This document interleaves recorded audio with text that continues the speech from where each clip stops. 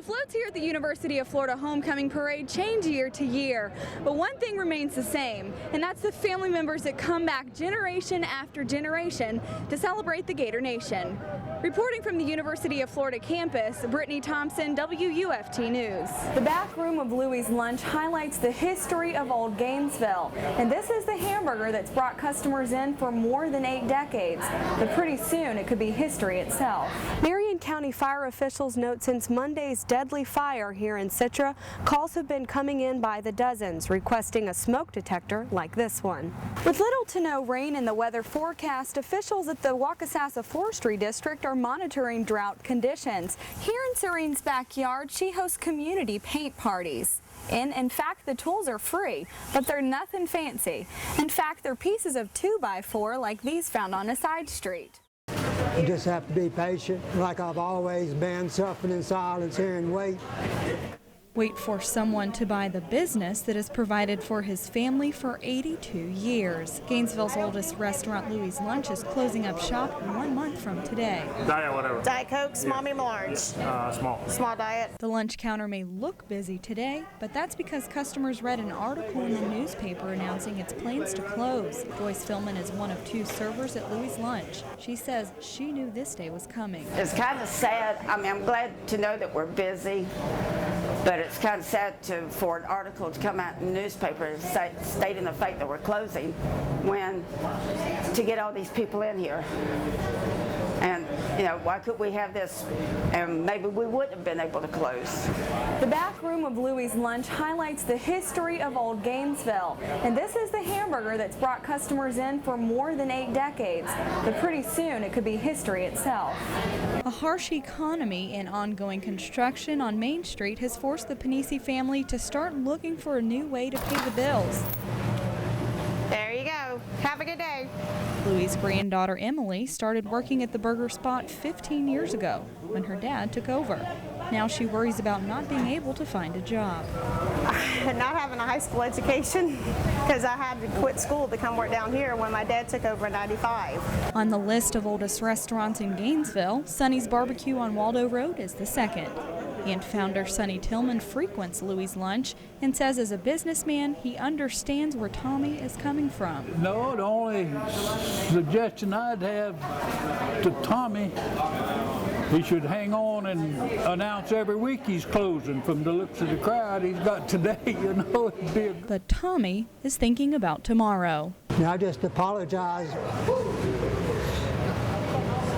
for my customers for not being here for them when they, you know, homecoming coming up. There's a lot of people who are going to be very disappointed in me closing. I'm disappointed, but you know, I just did all I could. I just have to do what I can do for myself. Brittany Thompson, WUFT News. If I could speak for the animals, they would say, row, row, row, row, row, row, row.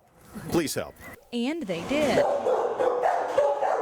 Ernie is a 2.5-year-old Pekingese pup that was abandoned. Now his home is this crate at the old cramped Alachua County Humane Society facility. The Humane Society is nearing its construction completion date for a new state-of-the-art facility, but the project will come to a screeching halt soon.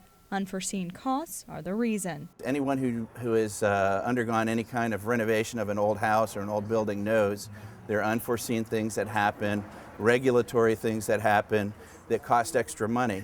And we need some help from the public at this point to help us make up that difference. The Alachua County Humane Society has used this facility behind me for 30 years.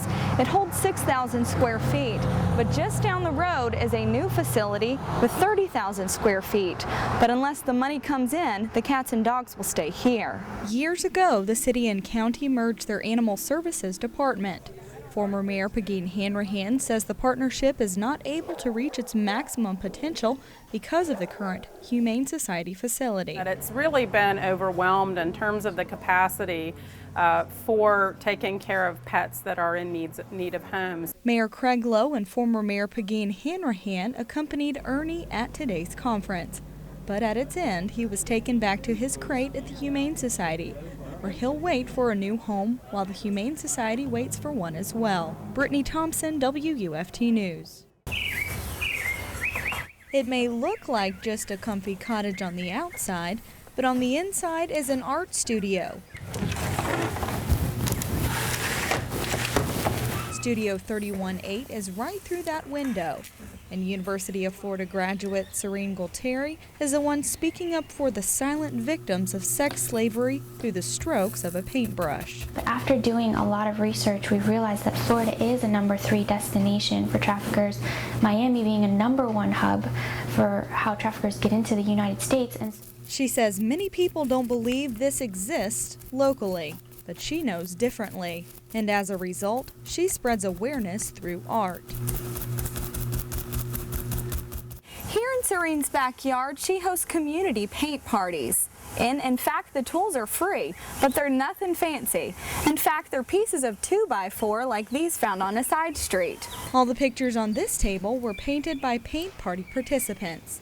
They depict hope, rescue, and play, which she says is a main focus of Studio 31-8, to provide a vision for children victimized by modern-day sex slavery, with one message in mind. And I want to defend you, and I feel like the art does that, and it speaks for them. So. And now, the silent victims have a voice in the community. While donating 50 to 75% of the price of each painting to local and global groups fighting for victims, Serene says the goal of Studio 31-8 has always been awareness that stemmed from a biblical proverb, reading, "Speak up for those who cannot speak for themselves, for the rights of all who are destitute." Brittany Thompson, WUFT News. And Brittany Thompson joins us now with today's health news. Brittany? Thank you, Andrew. For Americans living in the southern states, a new report from the Centers for Disease Control says leisure time is spent doing many things other than physical activity. In many southern counties, more than 29% of people reported getting no exercise or activity other than at their day jobs. Americans on the West Coast and in parts of the Northeast were most likely to hit the ground running during their leisure time. And hair loss woes could lessen with a new discovery. That is, if the results translate to humans. Researchers tested the effects of a stress-reducing chemical compound on hairless mice.